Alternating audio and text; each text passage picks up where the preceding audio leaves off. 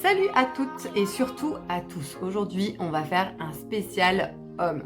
Mais homme, ça veut dire quoi? Ça veut dire que les hommes ont droit de se maquiller, mais par contre, ils ont horreur de ce nom-là. Donc, oui, bien sûr, messieurs, vous avez le droit de poser les valises de temps en temps, mais surtout ne pas avoir l'air d'être maquillé. Donc, on n'utilise pas du tout le terme maquillé, on va utiliser le terme coup d'éclat. Le coup d'éclat, ça se fait comment? Et est-ce que vous pouvez le faire vous-même? Oui, bien sûr, le coup d'éclat, vous y avez droit, ça prend exactement 5 minutes. 5 minutes et vous avez besoin de quoi? Juste d'un anti-cerne. Mais un anti-cerne pour un homme, ça doit être ton sur ton impérativement. Et pour ça, il faut bien choisir sa couleur. Donc, pour mon chéri que vous allez voir juste après, qui lui est un anti-maquillage à la base, mais comme la plupart m'ont demandé, est-ce qu'on a le droit de mettre l'anti-cerne sans être efféminé? Oui, bien sûr.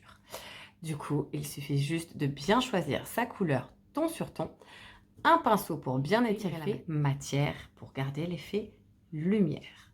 À ce moment-là, vous pouvez enfin poser vos samsonites et vous pourrez bien étirer. Je vous montre ça en vidéo juste derrière et c'est vrai que c'est un petit coup de bluff et vous avez le droit de le faire même pour aller travailler. Vous pourrez vous toucher le visage, vous ne vous en mettrez pas plein les doigts, non, vous ne tacherez pas vos vêtements et vous aurez le droit d'être défatigué vous aussi. On va cibler sur ces petites cernes. J'utilise pour ça un anti-cerne longue tenue, ton sur ton et bien sûr un pinceau. Il a l'air inquiet? Pas du tout. Je mets la couleur directement sur la main et je mets mon pinceau en frottant l'excédent. Je ne mets pas directement la couleur sous les yeux, il y a plus de chances de faire des pâtés et de mal étirer la matière. Il faut être très léger. On cible bien le creux de l'œil. Là où la veine passe, je pose la matière et je l'étire bien pour bien chauffer et ne pas faire d'effet matière. On vient légèrement camoufler le cerne. Je viens aussi au cas par cas pour enlever les petites rougeurs. Ici sur Alex, c'est sur le coin du nez et sur le dessus où il a tendance à avoir des rougeurs.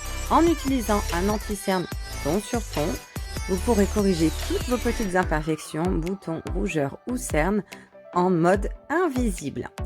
Voici l'étape complètement facultative. Ceci est un fond de teint Face and Body totalement transparent, légèrement unifiant, que vous posez bien sûr avec un pinceau au cas par cas en mode ciblé et vous pourrez avoir un teint défatigué, plus unifié mais surtout sans effet de matière.